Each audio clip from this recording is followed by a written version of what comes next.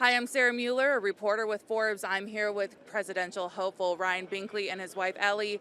You're flipping patties here, but not just any patties, pork out here at the pork producers tent. I mean, what's the after effect here? Like, what have you learned from these masters of flippers? Wow, well, I've learned that we do not want genetically engineered pork at all. We'll never stand for that here in Iowa or anywhere else in the world. We shouldn't. So anyway, we're just learning and having fun and making sure that we're at 145 degrees, which is the optimal temperature. So that's what we're doing today and having a great time. I gotta ask, what's been your favorite fair food so far? Okay, I had this thing at the Bacon Shack. Is that it? The Bacon Shack, which everybody needs to go there. They have this kind of meatball thing that's done with bacon, a bunch of other sausage or something. That's out of this world. The grinder ball is amazing. It's really, really good. So, What about you, Ellie? I only had the foot-long corn dog, which is a traditional, and it was great. You can't go wrong with it. Now let's talk about donations. You're trying to get on that stage. We've been talking all weekend about it. You're feeling confident. Where are you at? well, it's been such an amazing week. We've had a lot of momentum really this last month. After the Lincoln dinner speech that we gave, we've had a lot of momentum. We've been on national media several times, but our donors have gone through the roof. So about a week ago, we had about 9,000 donors. I think we're about 28,000 right now. So we've been averaging almost 3,000 a day. It's been amazing. So if we keep doing what we're doing the next few days, we should get there to the 40,000 in donors. We've gotten it there in one poll so far where we need to be. So we're looking for a couple more to hit this week. And if so, we'll be there. There's a couple other credentials to get into this, too, that like you have to have so many states and there's a lot of other things. Where are you on those? Yeah, all the states, I think we're there. We may be one or two states off, I'm not for sure, but all the states, we have 26 states that are probably going to hit with all 200. And you only need 20, so we should be there. We've been talking about a lot of issues this weekend, but it was kind of interesting. I had a conversation with a local foundation this morning. There's an issue going around banned books in Iowa, specifically. I mean, it's happening across the country, but just in the last couple of weeks, there's a specific case that's happened here in Urbandale with almost 400 books being banned due to various issues. Where do you stand on banned book issues? I think it would depend on the age group, what library, and what kind of book. So without knowing the specifics of these books, I don't really know.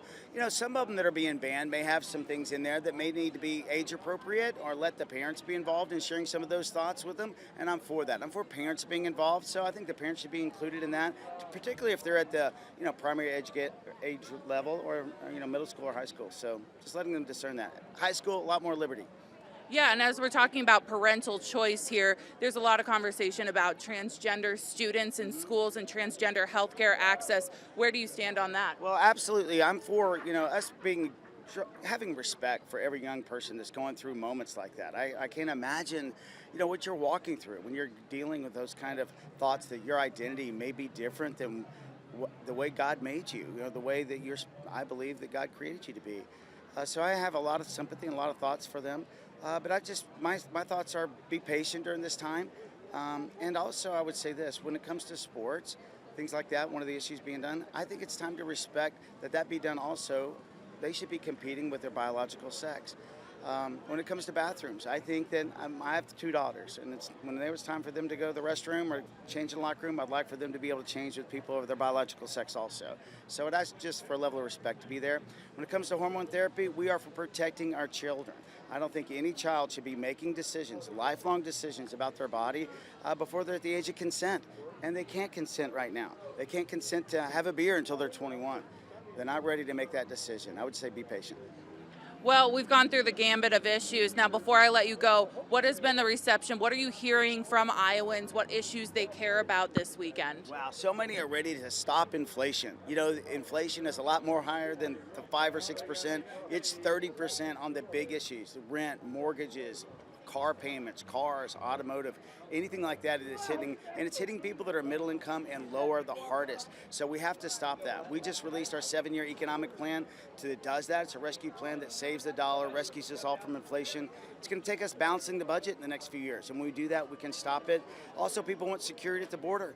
I mean, they're tired of all the drugs coming in. Right now, we have I think 200 to 300 young people dying a day of fentanyl, and it's all coming through the southern border. We have to have a secure border, and so our plan does that with funds, and it's a bipartisan plan. It's the Security and Dignity Act, And so we're really pushing forth real issues to help change the big things that Iowans care about and that America cares about.